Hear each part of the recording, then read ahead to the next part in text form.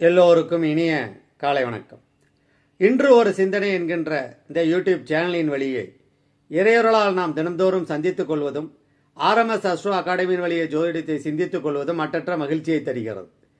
இந்த சுபகோரையிலே ஜோதிட விதிகளை என்னுடைய இதயத்திலே கல்வெட்டாக பதித்து வைத்த என்னுடைய குருநாதர் உயர் திரு கரூர் நாகராஜ பிரியன் ஐயா அவர்களையும், பாரம்பரிய ஜோதிட பாடல்களை என்னுடைய இதயத்திலே நடவு செய்து வருகிற கொடிக்கம்பம் ஜோதிடர் உயர் திரு SP சோமசுந்தரம் ஐயா அவர்களையும், அவர்களின் குரு அருணாச்சலம் ஐயா அவர்களையும் வணங்கி, குரு பரமகுரு பரமேஸ்வரி குரு என்ற விதத்திலே என்னுடைய வணக்கங்களை செலுத்தி இன்றைய பதிவை தமிழ் கூறும் ஜோதிட நல்லுலகத்திற்கு கொடுப்பதில் இதயத்திலிருந்து மகிழ்ச்சி அடைகிறேன். இன்று ஜோதிடம் கற்பது மிகவும் எளிதாகிவிட்டது. ஒரு மணி நேரத்தில், ஒரு நாளில், ஒரு வாரத்தில், ஒரு பட்சத்தில், ஒரு மாசத்தில், ஒரு அயனத்தில், ஒரு வருடத்தில் என்று எளிய முறை ஜோதிடம் கணிதமெல்லாம் வந்துவிட்டன. எழுத படிக்க தெரிந்தவர்கள் ஜோதிடர் ஆகலாம் என்கிற அளவுக்கு ஜோதிடம் முன்னே வளர்ந்து நிற்கிறது. எழுத படிக்க தெரிந்தால் ஜோதிடர் ஆகலாம், மாற்று கருத்து இல்லை. எடுத்து சொல்வதற்கு ஜோதிடம் தெரியணும் இல்லையா? எழுத படிக்க தெரிந்தால் மாத்திரம் போதும் ஜோதிடம் அறிந்து கொள்வதற்கு. எடுத்து சொல்வதற்கு எவ்வளவு படிக்க வேண்டும் என்பது தானே கேள்வி. எனவே வலைதளத்தில் நாம் பேசுகிற பேச்சு, வாங்குகிற கைத்தட்டெல்லாம் வரலாற்றின் பக்கங்களில் பதியப்படுமா என்பதுதான் எனக்கு கேள்வி. எடுத்தோம் சொன்னோம் என்பது ஜோதிடம் அல்ல, எடுத்து சொன்னோம் என்பது தானே ஜோதிடம். எனவே பசுந்தாளில் உள்ளதெல்லாம் புரிந்து கொள்வதற்கு குருநாதர் தாழ் பணிந்து கேட்டால் அவைகள் விளக்கமாக தெரிய வரும். இன்று பலரும் ஆங்காங்கே ஒரே நாளில் ஒரு நிமிடத்தில் திருமண பொருத்தம் பார்க்கலாங்கிற மாதிரி ஆங்காங்கே அவர்களுக்கு மனதுக்கு பிடித்த பலன்களை சொல்கிற காணொளியை கேட்டுவிட்டு அவர்களாகவே தங்களுடைய ஜாதக பலனை தீர்மானம் செய்து கொள்கிறார்கள். இதில் விதிகள் இருக்கிறது, மாற்று கருத்து இல்லை. புத்தகத்தில் விதிகள் இருக்கும். ஆனால் நுட்பமான விதி விலக்குகளை அனுபவ களஞ்சியமாக இருக்கக்கூடிய குருநாதர்களிடத்தில் தான் கேட்டு தெரிந்து கொள்ள வேண்டும். பல்கலைக்கழக பாடத்திட்டங்களில் இவை சுக்கு மிளகு திப்பிலியை போல மறந்து போய்விட்டன. பல்கலைக்கழக அந்த பாடத்திட்ட வரிசையிலே மூல நூல்கள் ஆங்காங்கே ஒன்று இரண்டு தும்பைப்பூ போல தென்பட்டாலும் கூட அவை எளிதிலேயே வாடி விடுகிறது என்பதுதானே பொருள். ஒரு ஜாதகத்தை பார்க்குறோம், அந்த ஜாதகத்தை பார்த்தவுடன் எப்படி பலன் சொல்லணும் அப்படிங்கிறது தான் ஒரு குறிப்பு. இன்றைய பதிவில் என்ன இதை பார்க்க போகிறோம்னா, குரு வக்ரமானால். இன்று நிறையா காணொளிகள் இது குறித்து இருக்குது. என்னுடைய குருநாதர் சொல்கிற பாணியில் அவருடைய அருளால் இதை உங்களுக்கு கொடுக்குறேன். ஜாதகர் பிறந்த தேதி 29/11/1966 7:20 AM ஈரோடு மாவட்டத்தில் பிறந்திருக்கிறாங்க. மிருகசீரச நட்சத்திரம், செவ்வாதசை 6 வருடங்கள் 4 மாதம் இருக்கிறப்ப பிறந்திருக்காங்க. திதி சூனியம் மகரம் துலாமாக வருகிறது.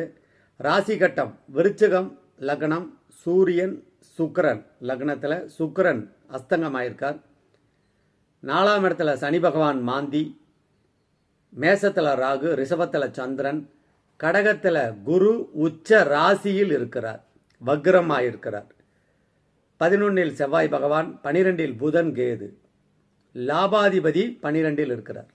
நவாம்சத்தில் கும்பலகணம், லக்னத்தில் செவ்வாய், மேசத்தில் கேது, ரிஷபத்தில் புதன், 5இல் சனி பகவான் மாந்தி, சிம்மத்தில் சந்திரன், துலாத்தில் சூரியன் குரு ராகு, சுக்கிரன் தனுசில்.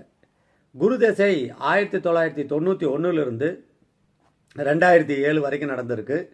குரு வக்ரமாயிருக்கிறார், கடகத்தில் இருக்கிறார், 9ஆம் இடத்தில் இருக்கிறார், பூச நட்சத்திரத்தில் இருக்கிறார். சனி பகவான் பூரட்டாதி நட்சத்திரத்தில் இருக்கிறார், மாந்தியும் பூரட்டாதி. அப்போ இந்த ஜாதகத்தை எடுத்தோன்னா லக்னாதிபதியை பார்க்கணும். ஸ்திரலக்கணத்துக்கு பாதகஸ்தானம் 9ஆம் இடம். அந்த 9ஆம் இடத்தில் 2ம் 5ஆம் அதிபதியான குரு பகவான் போய் அமர்ந்து வக்ரமாகிறார். அந்த வீட்டதிபதி ஸ்திரலக்கணத்திற்கு பாதகாதிபதியான சந்திரன் உச்ச ராசியில் அமர்ந்து ராசி லக்னத்தை பார்க்கிறார். லக்னத்தில் உள்ள சூரியனையும் சுக்கிரனையும் பார்க்கிறார். சுக்கிரன் 7-12க்கு அதிபதி, சூரியன் 10ஆம் வீட்டிற்கு அதிபதி.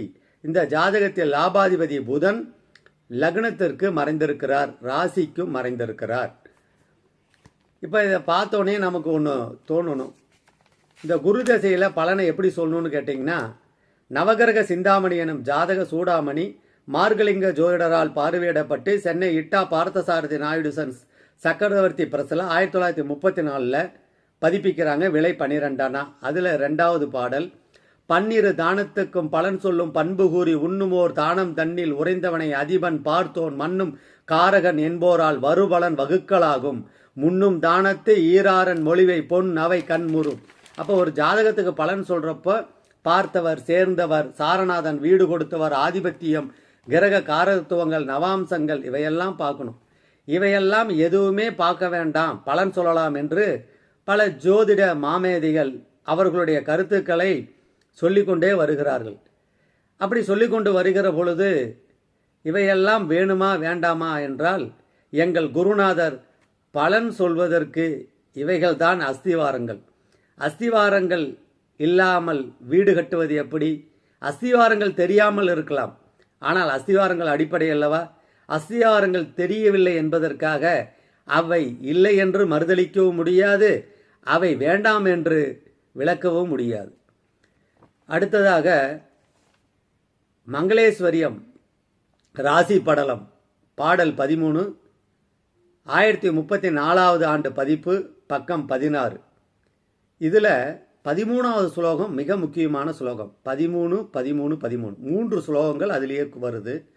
பருதியாடின் தேராரல் பகர்மான் மால் பெண் பொன் நண்டாம் பிருகுமீன் சனி கோல் உச்சம் பின்னுமே நீசம் சொல்வோம் ரவி தோல் சசி தேல் சேய் நண்டு கயல்மால் மீன் பொன் மானாகும் மரி சுண்ணாம் பெண்ணில் வெள்ளி வலிதில்லை நீசந்தானே. அப்போ நீச உச்ச ராசிகளை சொல்லிவிடுகிறார். சொல்லிட்டு அதி உச்ச பாகையும் சொல்றாங்க அடுத்த பாடல்ல.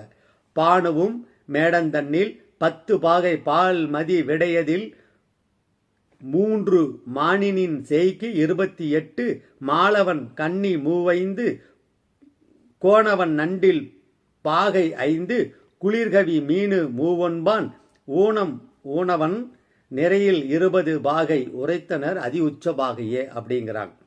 சூரியனுக்கு மேசத்தில் 5 பாகை, சந்திரனுக்கு 3 பாகை, செவ்வாய்க்கு 28, புதனுக்கு 15, குருவுக்கு 5, சுக்கிரனுக்கு 27, சனி பகவானுக்கு 20. இதுக்கு எதிர்ப்பதம் அதிநீசம். அப்போ ராசியை உச்ச ராசி என்றும் அதில் இன்னும் நுட்பமாக போய் அதி உச்சம் என்றும் பிடித்திருக்கிறார்கள். அப்போ பொதுவாக அந்த ராசியில் இருந்தாவே நீங்கள் உச்சம்னு எடுத்துக்கலாம், இன்னும் உச்ச பாகையில் இருந்தால் வலிமையை ரொம்ப தீர்மானிக்கலாம். இப்போ இவருக்கு நடந்தது குரு தசை. திசையை ஒட்டி கோச்சாரத்தை தொட்டு பலன் சொல்ல வேண்டும் என்பது என்னுடைய குருநாதர் வாக்கு. ஆதிபத்தியம் பார்க்கணும், கிரக இருந்த இடம் பார்க்கணும், சாரநாதன் பார்க்கணும், வீடு கொடுத்தவர் பார்க்கணும், சேர்ந்தவர் பார்க்கணும், பார்வை பெற்றவர் பலத்தை பார்க்கணும், நவாம்சத்தை பார்க்கணும், திசாநாதனை ஒட்டி கோச்சாரத்தை தொட்டு பலன் சொல்லணும், திசாபுத்தியை ஒட்டி. அப்போ இவருக்கு குரு தசை நடந்துட்டு இருந்திருக்குது.